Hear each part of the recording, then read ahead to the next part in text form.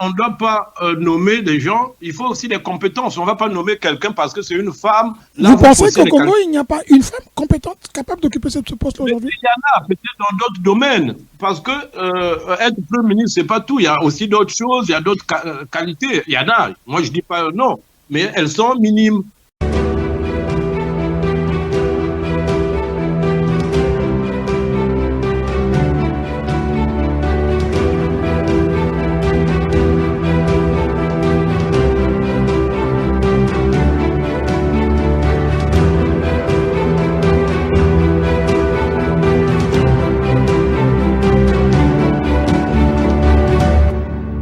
On va passer à la dernière question, si on peut aller plus vite, s'il vous plaît.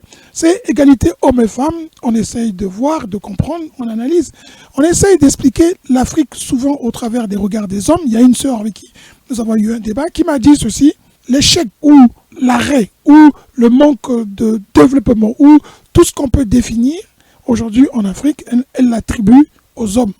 Elle dit l'Afrique est là où elle est à cause des hommes. Mais pourtant, on dit que derrière chaque homme, il y a une femme qui peut être grande, pas grande, mais qui a une influence sur son mari. Alors moi, la question que je vous posais aujourd'hui, c'est de savoir pourquoi, dans certains pays, notamment d'où nous venons tous, qui est le Congo, il n'y a jamais pratiquement eu de femmes ministres des Affaires étrangères, ministres des Finances, ministres du pétrole, Premier ministre, et pourquoi pas Première dame, même plus, comme on voit avec aujourd'hui cette jeune fille qui fait l'admiration des Congolais à Paris, là, j'oublie le prénom, qui est aujourd'hui vice-présidente de l'Assemblée française. Tout le monde se gosille à dire félicitations, mais elle n'est pas congolaise, hein, elle est française. Et il y a un député français qui a dit, si vous continuez à parler d'elle comme vous parlez d'elle, vous faites aussi du racisme, parce que vous ne voyez que la couleur de sa peau, alors que c'est une Française avant toute chose. Mais elle fait la fierté du Congo parce qu'elle a pu devenir vice-présidente. C'est Nadège Abou-Mangoli. D'accord. Nadège Abou-Mangoli. Merci beaucoup, oui, c'est celle-là, cette dame. Alors, au Congo, pourquoi est-ce que les hommes sont des machos ou est-ce que tout simplement les femmes ne prennent pas leur place? Et est-ce que les femmes réclament, elles aussi, d'être plus visibles? Et que feraient-elles si elles avaient ce pouvoir-là qui, aujourd'hui, fasse que ceux qui sont à côté des hommes, on reproche aujourd'hui aux hommes l'échec de la passion de l'indépendance à aujourd'hui toutes les formes socialisme, capitalisme et de développement.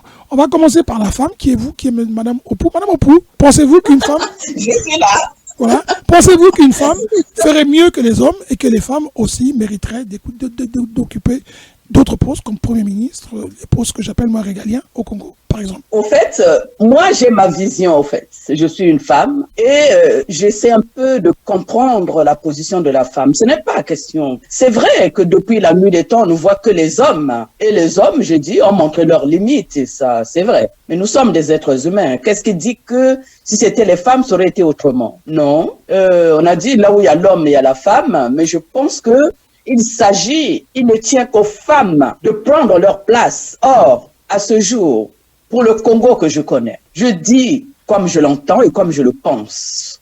La femme n'a pas encore compris qu'elle a le pouvoir, qu'elle a tellement de pouvoir, autant physique, spirituel, intellectuel, de pouvoir travailler avec les hommes et aussi prendre sa place pour apporter une pierre à l'édification de notre société. La femme elle-même s'est mise en seconde position. C'est la femme qui commande chez l'homme. Jusqu'à présent, ce sont les femmes qui vont commander. Je m'explique. Les hommes sont au pouvoir, la femme s'imagine, en tout cas, dans sa tête, je ne parle pas de toutes les femmes en tout cas, mais ce que je vois, la majorité, oui.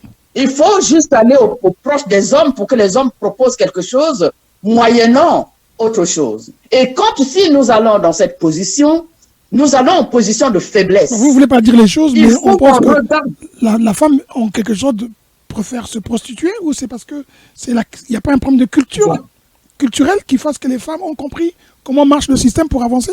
C'est pas tellement de manière volontaire. Mais ce n'est pas qu'au Congo que ça se passe. Hein. Moi, j'ai eu une dame ici en Europe, en France, oui, qui me l'a dit. Elle a dit, mais madame, le problème que vous posez ici aussi, ça se passe pareil. Donc, c'est partout. Sauf que la différence, sauf que même les femmes ici, même si elles le faisaient, Ce sont des femmes qui ont des compétences. Elles ont des compétences, quel que soit ce qu'elles vont faire pour avoir leur poste, mais elles ont des compétences pour occuper ces postes-là. Chez nous, il suffit tout simplement qu'il y ait une qui va montrer je ne sais pas quoi pour ses relations avec X, pour qu'on puisse lui donner un poste. Et vous croyez que les choses, elles vont faire mieux que les hommes? Non, elles ne feront pas mieux que les hommes. Je suis une femme, je parle en tant que femme. Vous avez été mère de maman. Vous avez été mère. Oui, je dis, nous pouvons faire mieux que les hommes. Et nous pouvons faire comme les hommes, sinon mieux que les hommes, si nous mettons nos allons avec nos compétences et montrer ce que nous pouvons faire. Nous pouvons beaucoup apporter à cette société avec les compétences que nous avons. Mais dire aujourd'hui, parce que les femmes vont remplacer les hommes, mais quelles sont les femmes qui vont remplacer les hommes? Parlons du Congo-Brazzaville, c'est lesquelles? Allons-y. Les postes, les femmes qui sont aujourd'hui dans les postes là où elles sont, montrons qu'est-ce qu'elles ont apporté. Nous avons eu ici à débattre sur la mairie de Pointe-Noire. On pensait qu'il peut y avoir une femme. On a une femme qui est maire de Pointe-Noire. On a une mère à Lumumba, si je ne me trompe pas, qui a dépêché les camions bennes pour déblayer. Ça a été mis sur une chaîne concurrente. On a des maires femmes. Est-ce que vous pensez qu'aujourd'hui, elles n'apportent pas? Est-ce qu'on peut dire que c'est la faute de ces femmes-là ou c'est le système? La maire de Pointe-Noire dit que moi, je veux travailler, mais mon budget est bloqué à la mairie centrale au niveau des finances. Je n'ai pas l'argent. J'ai été moi-même administrateur maire, comme tu l'as dit. Mais on peut aller à la recherche des partenaires. Oui, c'est vrai. Le budget peut faire l'ombre dans le travail qu'on fait. Mais au-delà de ça, nous pouvons aller. La personne qui a des responsabilités peut aller chercher au-delà du budget et trouver des partenaires qui peuvent l'aider. Et que ce soit ici en Europe ou ailleurs. En tant qu'administrateur maire, j'ai participé à des réunions des maires au niveau de l'Europe. Et là, on arrive à trouver des partenaires qui peuvent beaucoup nous apporter. Je prends juste l'exemple des administrateurs maires. Ceux qui sont ministres et autres savent très bien, il y a des rencontres au niveau international où ils peuvent aller toucher des ONG et autres et d'autres responsables qui sont là et qui sont prêts à apporter pour nous. Je dis ceci par rapport à la question. Je dis ceci, oui, les femmes ont des capacités de faire des choses, mais quand ces femmes-là mettent en avant leurs compétences, et dans ce pays-là où nous sommes, il va falloir qu'on regarde les femmes à partir de leurs compétences, mais pas de leur corps. J'ai toujours dit, arrêtons de faire de la femme un objet sexuel chez nous. Et je le répète, et tant que ça sera comme ça, la femme n'avancera pas. Nous allons apporter quoi? Quel exemple nous allons donner? Il faut que nous soyons des exemples. D'accord, madame Opou, je reviens vers vous. Je reviens vers vous. Apporter quelque chose à notre pays. Il faut que nous mettions nos compétences en avant. On va revenir vers vous. Les hommes qui sont là, face avec les compétences des femmes. D'accord, on revient vers vous. Je vais prendre les autres. Je vais prendre M. Miambalat qui lui aussi écoute patiemment. M. Miambalat, la compétence des femmes n'est pas reconnue. On est toujours en train de rester un peu au Moyen-Âge, nous les hommes. Et donc, les femmes ne méritent pas d'être des ministres des Finances, des ministres des Affaires étrangères, des premiers ministres, des présidents du Sénat ou de l'Assemblée. On a une première dame qui est isolée, hein, elle est la seule, c'est la femme du président, elle n'est pas présidente du Congo, il faut le dire, mais c'est pas qu'au Congo, hein. On le voit au Centrafrique, on le voit au Tchad, on le voit au Gabon, on le voit ailleurs, au Gabon, quoi que ce soit, ils ont une femme qui est au Sénat. Est-ce que l'Afrique n'est pas encore en train de vivre l'époque où la femme n'avait que sa place derrière l'homme? C'est bien malade, votre micro, il est coupé. Oui, c'est Bilébé.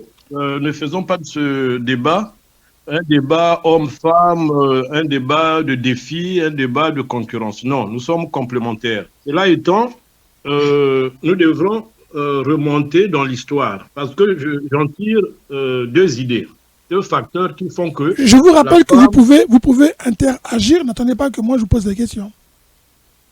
La femme et l'homme sont complémentaires, mais ce que nous vivons actuellement, c'est une suite logique, parce qu'il y a deux facteurs qui ont entraîné la femme africaine, ou sinon congolaise, à être au second rang. Parce que c'est un problème, un facteur culturel et le facteur de la colonisation. Nous sommes sans ignorer que même en Occident, en France particulièrement, les femmes ont commencé à voter vers les années 48, 45, 48.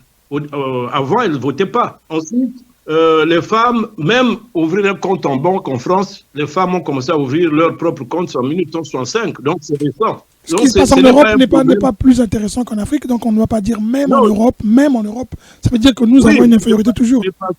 Oui, je dis même, parce que souvent, la civilisation, on a été colonisé, c'est pour la colonisation. Donc nous sommes toujours une copie, ce que vous voulez dire. On est toujours la copie, comme dit Mme Opou. Mais les colonisateurs, quand ils sont arrivés, ils ont imposé leur modèle. L'école que nous suivons là, c'est l'école de, comment on l'appelle, selon les Charlemagne. Donc, ne faisons pas la politique de l'autruche. C'est qu'on fait là, on parle là en français, c'est Charlemagne, donc toutes ces institutions-là ont été basées sur ça. La colonisation est passée par là. Les premiers colons, il n'y avait que des hommes. Quand ils sont arrivés, il n'y avait pas de femmes, les navigateurs, quand ils sont arrivés en Afrique. Et puis nous-mêmes, culturellement, notre vie était hiérarchisée. Les hommes s'occupaient de la politique du village ou du pays, tout ça. Et les femmes avaient plus des fonctions sociales. Elles s'occupaient des enfants. Même nos parents, quand ils inscrivaient les enfants à l'école, c'était plus les garçons. Les femmes étaient de vos travaux champêtres, s'occuper des enfants. On est en 2024, monsieur Niambalat. 2024. Vous avez une fille et vous pensez que votre fille doit être derrière son mari. Elle ne peut pas être directeur général. Mais votre question n'était pas celle-là. Non, mais j'essaie de poser la question pour que vous ayez un peu... Je la précise, au fur et à mesure que vous parlez. Oui, mais les femmes arrivent lentement, sûrement. Et les femmes de nature ne s'intéressaient pas à la politique. Est-ce que vous pouvez sauter en 2024? Si vous pouviez sauter. Pourquoi on aille plus vite? Je vais essayer d'aller plus vite. Excusez-moi. Allez-y. Peu importe que ce soit 2024, on parle historiquement. On n'est pas là dans les années. Le problème que les femmes, au départ, parfois, elles ne s'intéressaient pas à la politique. Maintenant, en 2024, il y a plus de femmes. Si tu compares 2024, il y a de cela, même 30 ans. Et les femmes ont commencé à rentrer très bien en politique au Congo. C'est quand il y a eu l'ère démocratique depuis 91. Il y a des femmes qui ont maintenant... Non, excusez-moi, j'étais petit, mais il y avait l'URFC. Non, mais l'URFC, on appelait ça organisation de masse. C'était comme l'UGC, mais une femme à la tête d'un parti. Au Congo, on peut prendre même Claudine Monaki à son parti. Est-ce qu'à l'URFC, il y avait une femme qui avait un parti politique qui était... non, mais ils étaient en politique. Vous avez dit qu'ils n'étaient pas en politique. Donc, au Congo, suivons quand même la politique du Congo. D'accord. Maintenant, il y a des femmes qui sont à la tête des partis. Mais ça, il y a quelques années, il n'y en avait pas. Ça, l'URFC, ou aujourd'hui, OFC, c'est une organisation de masse. Au Mono, c'était comme ça. Donc, on ne peut pas prendre ces exemples-là. Alors, pourquoi vous pensez qu'aujourd'hui, on va prendre aujourd'hui, je vais essayer de faire très court. Aujourd'hui, vous avez fait l'historique, j'ai bien compris que c'est maintenant récent que les femmes arrivent et donc qu'elles peuvent prendre leur place. Est-ce qu'aujourd'hui, on peut imaginer, avec un remaniement gouvernemental qui va peut-être surgir si jamais les choses se font, pourquoi pas une femme ministre des Affaires étrangères, Premier ministre au Congo? Pourquoi pas? Pourquoi pas? On ne doit pas nommer des gens, il faut aussi des compétences. On ne va pas nommer quelqu'un parce que c'est une femme. Vous pensez qu'au Congo, il n'y a pas une femme compétente capable d'occuper ce poste-là aujourd'hui? Il y en a, peut-être dans d'autres domaines. Parce que être Premier ministre, ce n'est pas tout. Il y a aussi d'autres choses, il y a d'autres qualités. Il y en a. Moi, je ne dis pas non. Mais elles sont minimes. Même en France, la première femme qui a occupé ce poste-là, c'est Edith Cresson. Vous savez, ça prend combien de temps? Comme je dis même, c'est pour dire, tu diras encore non, mais tu dis même enfin, mais c'est des modèles aussi, pas des modèles, mais c'est des exemples. Il faut prendre les exemples à travers le monde. On a vu Samba Panza, comment on appelle ça, en Centrafrique. Elle a géré la situation parce que c'est aussi des périodes de guerre, parce que les femmes sont plus pondérées, sont plus douces dans ce genre de situation.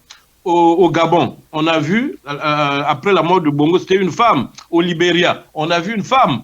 Donc, qui a mis le Libéria sur le bon chemin? Qui a mis le Libéria sur la voie de la démocratie? Hélène Johnson. Oui. Elle a mis le Libéria. Après la guerre. Oui. Mais elle a mis le Libéria sur la voie de la démocratie. Donc, elle a fait un bon travail. On a la présidente aujourd'hui du Brésil, qui était présidente du Brésil. Elle a fait un bon travail. Donc, pourquoi pas? Comme dit ce que dit Mme Opou, la question qu'elle pose, qu'est-ce qui ferait la différence? Est-ce qu'une femme ferait mieux par rapport à celle que nous voyons aujourd'hui dans le gouvernement, pour ne citer que celle-là, ou des députés? Est-ce que ce sont celles-là qu'on va choisir, puisque le système dans lequel elles participent, est-ce qu'elles vont le changer, ou est-ce qu'en dehors de ce système-là, il y a d'autres femmes? La question qui se pose, est-ce que oui ou non, c'est un peu terre à terre, excusez-moi, est-ce que oui ou non, les femmes méritent aussi qu'on leur fasse confiance à d'autres postes que là où elles sont toujours chargées de l'égalité femmes-hommes, chargées des affaires sociales, éducation nationale. Il n'y a que ça qu'on leur donne. Mais bien évidemment, c'est pour ça que je reviens que c'est un problème culturel. Il faut que les femmes elles-mêmes, ce n'est pas des choses qu'on décrète. Les femmes elles-mêmes doivent prendre leurs responsabilités. Elles doivent l'arracher.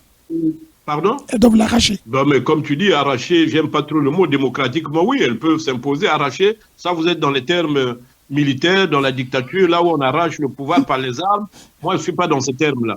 Moi, je suis dans les termes démocratiques. Elles doivent s'identifier, montrer leur volonté, leur capacité. Margaret Thatcher, si tu veux, là où tu vis, elle a dirigé, elle a laissé ses impacts. Donc, les femmes elles-mêmes, on n'impose pas. Ce n'est pas une concurrence, ce n'est pas un défi. Mais progressivement, vous savez, tout va avec la scolarité. Quand je dis que les femmes ont été moins scolarisées que les hommes, avant c'était comme ça. Un père préférait donner l'argent au fils pour aller à l'école qu'à sa fille. La fille était prévue pour se marier, pour gérer le foyer, donc c'est une main-d'œuvre sociale. Les femmes, c'était comme ça. Mais quand en 2024, comme tu dis, tout le monde va à l'école, l'école est obligatoire, l'école est pratiquement, entre guillemets, gratuite. Si l'école est gratuite, donc les femmes, tout le monde va à l'école et les femmes vont émerger. Maintenant, c'est à elles de choisir. On ne peut pas obliger les femmes à aller en politique parce que c'est l'égalité homme-femme. Non, oui. C'est pas comme ça qu'on doit voir les choses. D'accord, je reviens vers vous. Je vais prendre M. Gaïno. On va revenir vers vous parce que vous avez fait pratiquement 5-6 minutes. M. Gaïno, égalité homme et femme adaptée au Congo, à la sauce africaine, est-ce que c'est quelque chose qui peut aujourd'hui mettre des gens dans une position en disant mais de quoi vous parlez? Les femmes sont là, on les a à côté de nous, elles sont gentilles quand elles sont à côté de nous, mais pas quand elles passent devant parce que c'est nous qui restons devant. Nous les hommes, on est tous parents, on a des filles, on a des enfants, on a des filles aussi. En Angleterre, pour pouvoir montrer qu'une femme avait un rôle très important, vous savez que la monarchie anglaise a dû faire voter une loi pour dire que désormais, le roi, si son enfant est une fille, son premier enfant est une fille, elle a aussi droit d'hériter au trône parce qu'avant c'était réservé qu'aux hommes. On a modifié la loi, on s'est adapté. Comme dit M. Miambalat, c'est très très récent. Est-ce que le côté récent, le côté là, peut aussi faire qu'au Congo, par exemple, et d'autres pays africains, on peut changer? Pourquoi on n'a pas de premier ministre, de première ministre ou de ministre d'affaires étrangères ou des finances, une dame, ou même une dame de fer, et qui peut être présidente du Congo? Pourquoi d'après vous? Ou même de la défense? Oui. Vous savez, moi je suis un peu ce débat-là. Il ne vient pas compte du sens de l'histoire. Parce que depuis très longtemps, c'est vrai qu'à une certaine époque, une vieille époque, les femmes étaient considérées comme des êtres qui étaient vouées, qui étaient laissées pour entretenir le foyer, pas pour aller travailler. Mais ça fait des années que les choses ont changé. Et le Congo, que je connaissais à l'époque, Soumaïla Ngouabi avait des ministres qui étaient des femmes, même si elles n'ont pas occupé le poste de Premier ministre ou de ministre de la Défense ou ministre de ceci, mais il y a eu des femmes quand même au pouvoir. Et vous savez, dans l'histoire africaine, c'est depuis pratiquement 2018 qu'une Éthiopienne, Madame Sahle-Work, était présidente. Et il ne faut pas oublier aussi qu'Hélène Johnson, elle a fait pratiquement 12 ans à la tête du Libéria. Donc, c'est dire que c'est une évolution qui est en train de se faire progressivement. Et au Congo, il y a des femmes qui ont de la compétence, comme pour être Premier ministre. Madame Opou qui est là, par exemple, avec nous. Madame Opou, vous ne voulez pas être Premier ministre? Pourquoi pas? Pourquoi pas? Parce que, vous savez, être ministre, on est nommé. On est nommé par la volonté d'un individu. Et c'est tout ce qui bloque. Mais l'individu, il nomme, sûrement tenant compte, je ne dirais pas pour le cas du Congo des compétences, mais des affinités. Parce que si on nommait sur la base des compétences, il y aurait bien des premiers ministres ou des ministres de la Défense. Vous savez, pour être ministre de la Défense... L'affinité, la stratégie, la géostratégie politique joue aussi, hein, la base. Tout ça, ça joue. Tout à fait. Donc, tout ça, ça joue. Donc, pour être ministre, voilà, on n'a pas besoin de... Je ne sais pas moi, il n'y a pas des études spéciales pour être ministre. Vous seriez-vous d'accord que demain matin, on nomme une femme Premier ministre au Congo pour changer les choses? Moi, je suis même pas pour qu'on nomme une femme Premier ministre. Je suis même pour que un jour le Congo soit dirigé par une femme. Pourquoi pas? Parce que y a une complémentarité entre les femmes et les hommes. Hein. On a la même capacité, mais les capacités de gouvernance sont individuelles. Comme on dit, les diplômes sont individuels. Donc, vous avez des gens, pardon, j'ai des appels. Bon, vous avez des gens qui ont beaucoup de compétences. Pourquoi pas un jour voir une première ministre? Moi, je n'aime pas les comparaisons toujours avec la France, l'Occident, la France. Ce sont des vieilles civilisations qui ont évolué. Nous aussi, on doit évoluer. C'est des références, c'est des références, c'est l'histoire, c'est des références. Ce sont des références pour beaucoup, oui, c'est des références. Il y en a aussi en Afrique, il y en a aussi, j'ai pris l'exemple de Mme Hélène Johnson en Afrique. Les référents, il y en a aussi en Afrique. Oui, il a pris, hein, mais il a pris ça aussi, monsieur. Parce que, bon, je ne l'accuse pas. Hein, mais non, mais nous avons parlé de ça aussi. Je dis ce que j'observe souvent. Tout à fait. Nous avons toujours tendance à comparer le Congo avec la France, le Congo avec la France. Non. Moi, je crois que le Congo est Congo. On peut évoluer sans pourtant toujours faire des références avec la France. Voilà. D'accord. Alors, Madame Mopou, moi, vous, la reine, vous êtes reine moderne, vous êtes donc quand même une dirigeante, hein, on dit leader. Vous êtes une leader, ou un leader, on dit une, je ne sais pas, on dit un leader. Donc, vous avez occupé, d'accord, vous avez occupé quand même des postes assez importants. Est-ce que vous pouvez mieux que nous, parce que M. Mambalade et nous, on peut maintenant, grâce à vous, comparer. Vous avez été en France, vous avez été conseillère, vous étiez conseillère au Congo, mais, on va dire, vous avez vu comment les hommes agissent. Comment avez-vous réussi à émerger? Qu'est-ce que vous avez affronté? Parce qu'il y a, je crois que vous avez écrit un livre hein, où vous expliquez. C'est vous qui avez expliqué que vous étiez candidate et vous avez eu beaucoup de bâtons dans les roues. Une femme candidate aux élections législatives. Voilà, c'est comme ça que je vous ai repéré aussi. Non. le débat est très intéressant. On peut encore aller très loin. Là, le frère vient de parler des systèmes de nomination chez nous. Si le système de nomination pouvait se baser effectivement sur les femmes compétentes, c'est pas ce qui manque au Congo. On n'a pas dit les femmes compétentes, ça existe. Mais attention, ne confondons pas compétence et expérience. C'est pas parce qu'on a fait des études, des doctorats de je ne sais pas quoi, c'est pas parce qu'on a été je ne sais pas qui ou on a fait des masters, c'est pas ça l'expérience. L'expérience, c'est dans le domaine du travail et dans le domaine de la connaissance, de l'impact qu'une personne responsable doit avoir vis-à-vis des personnes ou du monde qu'elle dirige. Oui, mais s'ils n'ont jamais essayé, comment ils vont l'expérience? Parce que c'est ça. Voilà, diriger, c'est pas pareil. Hein? Quand on dirige, la gestion la plus difficile, c'est la gestion des êtres humains. Donc, quand on parle des femmes ou des hommes, bien sûr, il faut qu'il y ait des hommes qui ont des compétences et qui ont l'expérience d'avoir travaillé dans ces milieux, de diriger. C'est de cela que je parle. Effectivement, dans le contexte de nomination chez nous, puisque c'est le président qui nomme, s'il a vraiment détecté des femmes capables, chez nous, on peut avoir, aujourd'hui, on aurait des femmes ministres, des femmes ministres des Affaires étrangères. Oui, mais est-ce que c'est lui seul, est-ce que c'est lui seul qui détecte? Il y a quand même aussi des étapes. Il y a des gens qui recommandent. Voilà. Mais bien sûr. Comme des scouts de football. Donc c'est facile. Chez nous, il ne se poserait pas de problème d'avoir des femmes premiers ministres ou d'avoir des femmes ministres des Affaires étrangères si vraiment les personnes qui font la gestion des gouvernants, je veux dire, avaient l'idée de positionner à ces postes des femmes compétentes qui ne manquent pas au Congo. Vous mettez un point. Vous mettez un point. Ça, en fait, ce que dit M. Miambalade, c'est que de point de vue culturel, on n'y pense pas. Madame, on n'y pense même pas.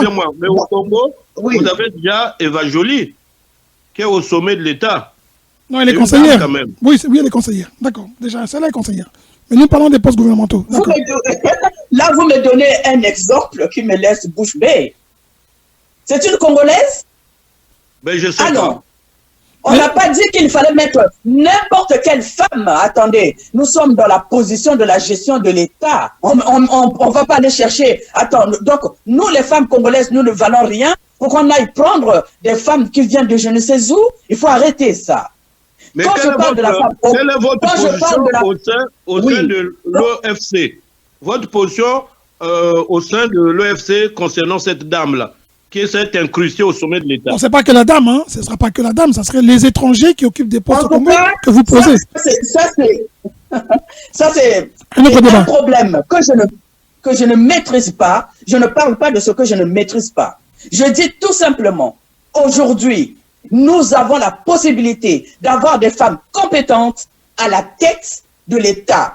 Que ce soit ministre, premier ministre, ministre des Affaires étrangères, ministre des Finances, les femmes congolaises sont capables d'assumer ces postes de responsabilité. Maintenant, il faut aller chercher celles qui ont des compétences et celles qui ont des expériences. Pas question de familiarité, parce que c'est ça aussi qui pose problème chez nous. Chez nous, mon monde à moi, ne me laissez pas dire ce que...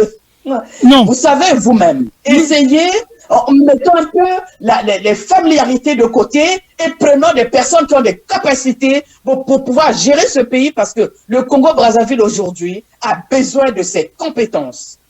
Et les femmes compétentes, il y a. J'ai dit, ce n'est pas question d'école, ils n'ont pas été à l'école. Non, vous savez, la maman qui fait l'agriculture au village, c'est une femme qui a des compétences. Hein. Peut-être qu'elle n'a pas l'expérience dans la gestion des êtres humains, mais elle a des compétences, ou il a des compétences, les hommes aussi. Il y a des femmes que nous sommes, nous avons fait des études, bien sûr, mais nous avons des compétences et nous avons des expériences dans le domaine de la gestion des êtres humains.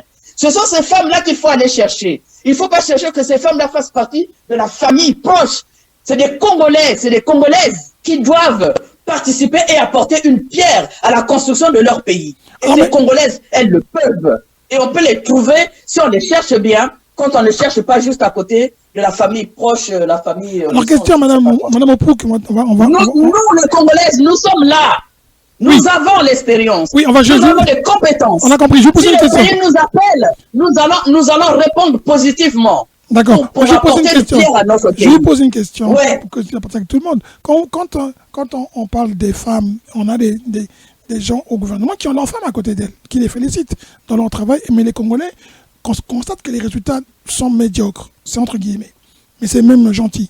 Alors, le système fait que les Congolais considèrent que ce système-là ne leur convient pas et ils demandent le changement. Est-ce que vous pensez qu'une femme compétente, le système ne va pas la broyer? Pas du tout.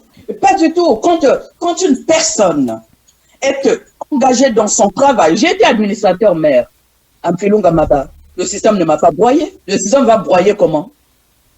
Quand on arrive, quand on occupe ce poste de responsabilité, on fait le travail comme on sait le faire, on apporte son expérience et ses compétences à la ligne. Et après, le système, ça existe, et ça c'est autre chose. Moi, je pense que même si le système existe, le système n'empêche pas à la personne qui a pris des responsabilités de faire son travail. C'est ce que je pense. D'accord. Monsieur Miambalet, le système ne broie-t-il pas les hommes et femmes qui ont cette volonté, parce qu'on ne peut pas dire quand même que si on a 33 ministres ou 36 ministres, pratiquement plus de 300 députés, pratiquement plus de 100 sénateurs, plus de je ne sais combien de directeurs généraux, on est dépassé à 1000, je suis sûr, il n'y en a pas 2, 3 qui vont travailler, mais le système permet-il de travailler? Mais la sœur Opouk a tout dit, non? Elle a dit il faut éviter les affinités, il faut prendre les gens par compétence. Mais dès lors que vous mettez les affinités, le régionalisme, le tribalisme, mais vous faussez les calculs et vous passez à côté des crèmes, des femmes qui sont capables de vous faire du bon travail. Parce que quand la femme ou l'homme, un Congolais travaille, il fait du bon travail. Mais c'est l'honneur du chef, non? C'est le chef qui tire les marrons du feu. Parce que tu travailles pour ce responsable-là. Tu ne travailles pas pour toi, pour le pays. Et pour le pays, c'est le chef qui récolte les fruits, c'est jamais ceux qui sont en bas. Mais quand tu mets des médias, après tout, ça retombe sur toi. Ça retombe sur toi. Pourquoi maintenant là, on critique le président Sassou Nguesso? Mais c'est parce qu'autour du président, il y a des charognards, il y a des voleurs, et tout. Celui qui assume maintenant, parce que c'est des mauvais choix. Il y a bien des femmes, comme elle a dit, mais c'est un problème de choix. Et sans sentiment, il faut prendre le travail. Même le tribalisme va disparaître quand vous prenez des gens compétents. Quand vous prenez des gens qui travaillent pour le pays, et puis c'est la fierté du chef. Parce que ton pays rayonne. Mais quand le pays ne rayonne pas, tout le monde... Vous avez vu sur CNews comment les journalistes, là, comment on l'appelle, j'ai même oublié le nom. Pascal Pro.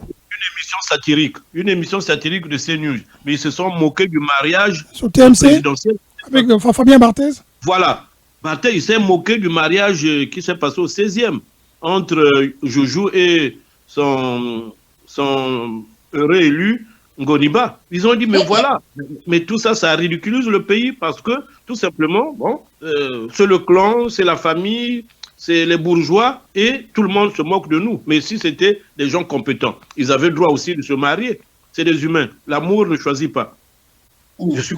Ils auraient dû honorer le Congo et le faire au Congo, à la mairie centrale, oui, ce qui aurait été plus une fierté. Ils auraient dû le faire au Congo en période de crise. Vous prenez des taxes sur les paysans, mais vous venez, vous louez un avion. Est-ce que c'est cohérent? C'est pas cohérent, c'est pas juste. Vous pensez qu'une femme compétente pouvait mettre de l'ordre dans tout ça? Mais pourquoi pas? Parce que les femmes, ce sont des bonnes gestionnaires. La femme, c'est elle qui gère les foyers. Mais le foyer, en miniature, c'est un peu d'État en miniature. Le foyer, la famille.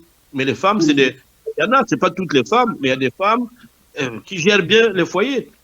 Elles sont habituées à gérer l'argent. Les sous, ne pensez pas que les femmes, c'est vraiment des budgétivores. Non, il y a des femmes qui gèrent bien. Donc, elles peuvent gérer un pays. Mais ces crèmes-là ne sont pas choisies. Même si on sait que ma soeur est une femme de classe, je vais préférer prendre ma petite soeur qui n'a rien, qui ne sait pas gérer, qui dilapide des sous. Comme les hommes. Voilà, je trouve que la raison, c'est le choix d'individus. Merci. Femmes, hommes. Si le pays attend comme ça, parce que le chef de l'État a fait des mauvais choix. Bon, merci. On va passer à M. Gaïno pour conclure. M. Gaïno, conclusion, la femme, aujourd'hui, n'est pas dans sa plénitude des moyens qu'on lui donne et n'est pas totalement libérée du pouvoir de l'homme. Et donc, le Congo ou d'autres pays, ou plusieurs pays, auront tout à gagner à pouvoir un peu laisser la femme diriger pour pouvoir nous dire est-ce qu'il y a un autre chemin que nous n'avons pas utilisé ni exploité. Comme dit M. Miamalat, la femme dans les foyers, la plupart des maris, moi compris, je dis que ma femme c'est la ministre des Finances, hein, donc je ne discute pas. Je suis mauvais gestionnaire et la femme gère. Je ne sais pas si le déclin que nous sommes en train de constater dans ces pays-là dépend de la qualité du sexe des individus. Pour moi, ce n'est pas le sexe des individus. Donc, les femmes, à cette époque, n'ont pas à se défendre. Elles ont montré leurs preuves, elles sont à tous les niveaux, à la NASA, partout, à la recherche scientifique, les découvertes, partout. Donc, on n'a pas à dire que c'était les femmes d'antan qui n'étaient pas formées, non. Donc, ce n'est plus une affaire de femmes, c'est une affaire tout simplement, comme je l'ai entendu dire, de la volonté des gens. Vous savez, quand on vient au pouvoir avec des idées précises pour diriger le pays, dire comment je vais sortir mon pays de ça, on prend les gens compétents et on les nomme, et quand on voit que ça ne fonctionne pas, on enlève tout de suite, on change. Ça, c'est la vision des gens qui arrivent au pouvoir avec une certaine idée précise de ce qu'ils veulent faire de leur pouvoir. Mais vous avez des gens qui arrivent au pouvoir, surtout ce qu'on a vu en Afrique, ce que nous appelons les préfets de la France, ou les sous-préfets de la France. Donc, ils viennent pour servir la France. Le livre de Bourgi le dit très bien. Il y a deux choses, M. Kayus, qu'il faut comprendre. Il y a d'abord le complexe de l'homme noir vis-à-vis du blanc, parce que M. de Bourgi, là, quand il va là-bas, il est reçu très vite par le président africain. Mais toi, quel que soit tes compétences, tu viens ici pour voir un président européen, mais tu vas galérer. Est-ce que Bourgi est reçu parce qu'il est blanc, ou simplement parce que Bourgi a une puissance, de déstabilisation derrière lui qui le soutient? Non, mais parce qu'il est blanc, on sait que voilà, quand il va venir... Il est libanais, donc à l'origine, c'est plutôt la communauté libanaise qui désormais a été exposée par Bourgi. Vous savez que Bourgi a exposé la communauté libanaise qui joue un rôle néfaste en Afrique, hein, d'après ce qu'on entend de Bourgi. C'est pas là la question, mais moi j'ai pris cet exemple pour dire pour moi c'est un complexe, parce que je sais comment cela se passe. C'est un complexe. Deuxièmement, regardez comment ces présidents-là acceptent de donner l'argent, financer les campagnes, financer les hommes politiques. Encore, ça continue, qui vont chercher des mallettes d'argent en Afrique. Mais nous-mêmes, nous montrons un mauvais exemple. Les ministres congolais achètent des maisons en France. Donc, vous voyez que tout ça, c'est ce que je dis tout simplement qu'on n'a pas encore compris, que pour être considéré, il faut être à la hauteur des autres. C'est-à-dire, nous, Africains, si on veut être regardés comme ça de face à face par les Blancs, il faut qu'on arrive à être à leur niveau et non en se soumettant. Et non en disant que vous prenez tout pourvu que vous me gardez au pouvoir. C'est ça ce qui nous manque. Et je crois que de tout ce qu'on a dit, pour moi, il y a un seul critère. C'est d'abord, il faut que les pays africains acceptent la démocratie, parce que la démocratie, c'est l'alternance. Ce n'est pas le multipartisme, non, c'est l'alternance du pouvoir. Limiter les pouvoirs, limiter la durée au pouvoir. Et comme ça, chacun qui arrive apporte sa brique. Et là, les pays avancent.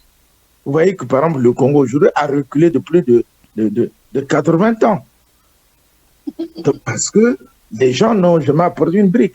Est-ce que c'est parce que les gens qui sont là, parce qu'ils sont incompétents? Madame Opou a parlé de l'expérience. C'est vrai. Beaucoup d'entre eux n'ont pas d'expérience. Et puis ensuite, on ne travaille pas pour définir quel est le rôle de chaque pouvoir. Le pouvoir doit être... On doit savoir là où il commence, là où il s'arrête. Bon, bien sûr, bon, moi, je conclue tout simplement en disant ceci, que l'Afrique, les dirigeants africains devraient savoir qu'il y a deux voies pour être entendus, pour être regardés vis-à-vis comme ça. Il faut d'abord que nous arrivions vraiment à bâtir des pays démocratiques en acceptant l'alternance. Deuxièmement, il faut qu'on arrive à former les gens pour mettre en place, pour avoir des compétences et pour mettre en place des instituts pour atteindre le niveau des autres. Et troisièmement, il faut qu'il y ait des ambitions, des gens qui ont de l'ambition, qui travaillent. Ce n'est pas en venant se montrer en Occident que nous allons être considérés. Ce n'est pas vrai.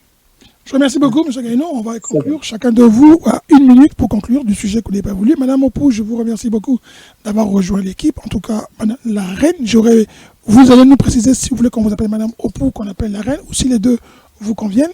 En tout cas, merci de rejoindre l'équipe. Et chacun de vous aura 1 minute pour conclure sur un sujet que vous aurez voulu dont on parle, ou tout simplement résumer ce que nous sommes dit ou ce que vous voulez vous dire. On va commencer par vous, Madame Opou. Vous êtes la nouvelle venue dans le groupe. 1 minute pour votre conclusion.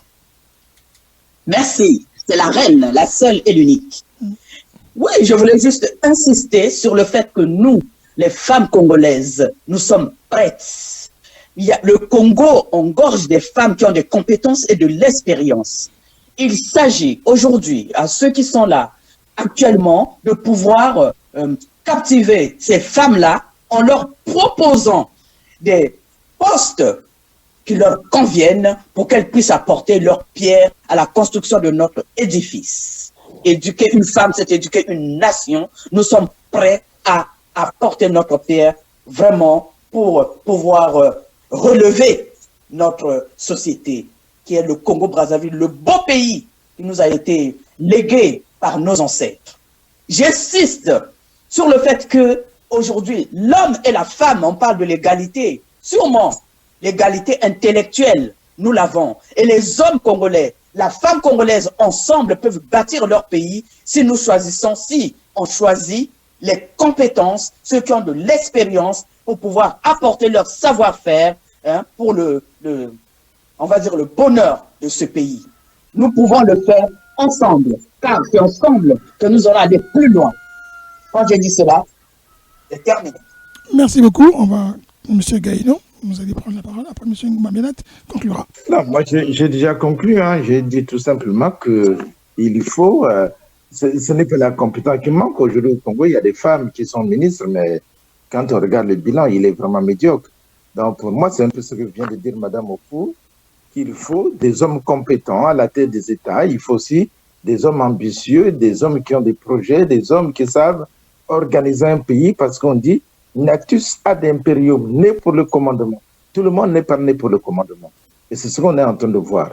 Il y a des gens qui ne sont pas nés pour le commandement, qui arrivent là, ils font n'importe quoi, et le pays, effectivement, ne peut que évoluer à voler, quoi. Il peut que couler. Donc, il faut vraiment des compétences. C'est dommage pour le cas du Congo, parce que la manière comment on a détruit l'école, la manière comment on forme même les cadres congolais, sans planification, sans rien, on ne peut pas espérer mieux. Un pays doit savoir combien de médecins j'ai besoin aujourd'hui et combien j'en aurai besoin dans 20 ans.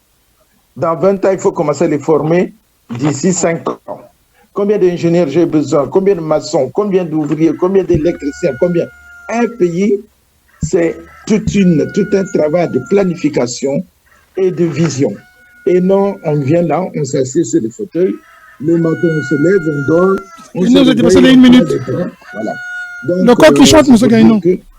Oui, ma conclusion, c'est là, j'en arrive là pour dire que non, mais il faut vraiment que les Congolais comprennent qu'on a atteint le fond et il sera difficile de s'en sortir. Merci beaucoup, M. Miambalat, et nous terminons notre émission d'aujourd'hui. M. Miambalat. Oui, merci bien. Je vais d'abord commencer à remercier Mme Opou de sa présence. Elle a été une bonne co-débattrice, très sage. Donc, chapeau à elle, d'une part. Et d'autre part, je veux dire, surtout pour les Congolais, d'arrêter avec la politique des slogans. Parce que ce ne sont pas les slogans qui construisent un pays. Nous devrons être ensemble, unis dans la cohésion et mettre les compétences, ce que j'ai appelé la science et la technologie au service des Congolais. Il n'y a que comme ça que nous pourrons nous en sortir. Hommes, femmes, on a des compétences, mais c'est grâce à la science et la technologie. Sinon, si c'est des divisions, nous serons que l'ombre de nous-mêmes. Et nous allons tous aller dans le ravin. Dans la division, personne, puisque nous sommes unis pour l'éternité. De Congolais de l'Est à l'Ouest, du Nord au Sud, nous sommes faits pour vivre ensemble. Mais si vous voulez diviser, on va tous aller dans l'abîme, dans le ravin. Je vous remercie. Et à bientôt.